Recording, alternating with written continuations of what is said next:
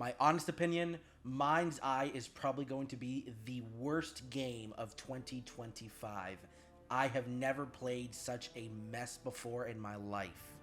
Even before the launch day, the trailers for this game were super strange. It had a great team behind it. This team at Red Rock, they were all ex-GTA developers, and I can clearly see that it was obvious why these are ex-developers.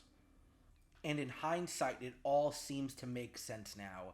I don't know if it's corporate restructuring or just them having to rush the game out, but this game feels like it would have been revolutionary on Xbox 360, not the PS5, not the Xbox Series S, and definitely not PC.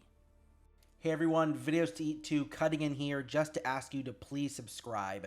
45% of you aren't subscribed. I want to keep making these top 10 out of 10 videos, so please hit that subscribe and bell icon. Thank you. The CEO didn't address any of the concerns. I've seen a live stream of him saying that all the bad reviews are paid for by Rockstar. They have pulled people from playing the game after they've mentioned the reviews, so they're not paying sponsors. PlayStation themselves have announced that saying, hey, we're going to refund you the game if you want in a rare Concord-esque situation.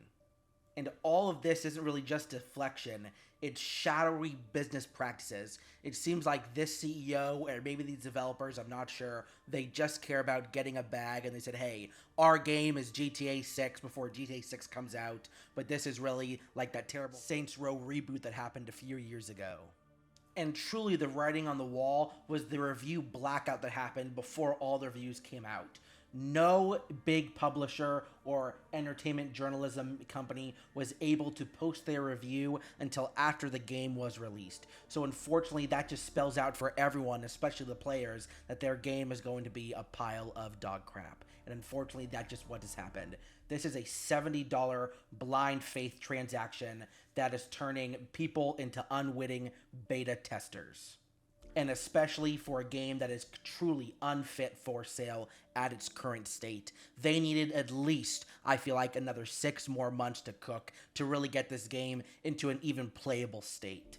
Instead, they've ruined their company's reputation, and they're going to be face planted with a bunch of 3 out of 10 scores.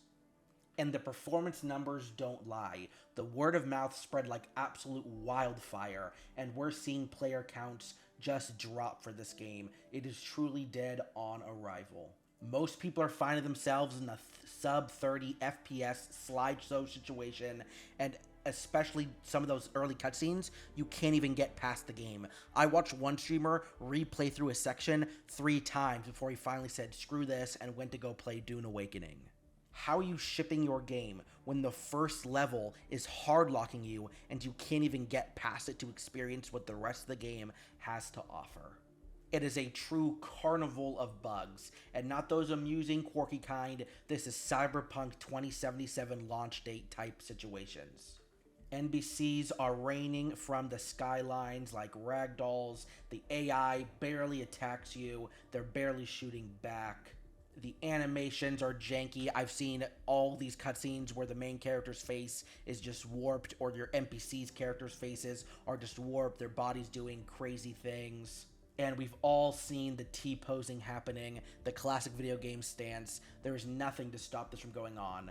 And right now they have announced that a new patch is coming, hopefully by today maybe, to fix some of these issues, but I doubt it's fixed everything under the sun. And the human cost, I feel like, is going to be massive because people are going to be laid off, the company is going to become a support studio, players aren't going to trust you or want to play your game anymore. Because I truly doubt you're going to be pulling a CD Projekt Red and trying to say, hey, we're going to fix this game.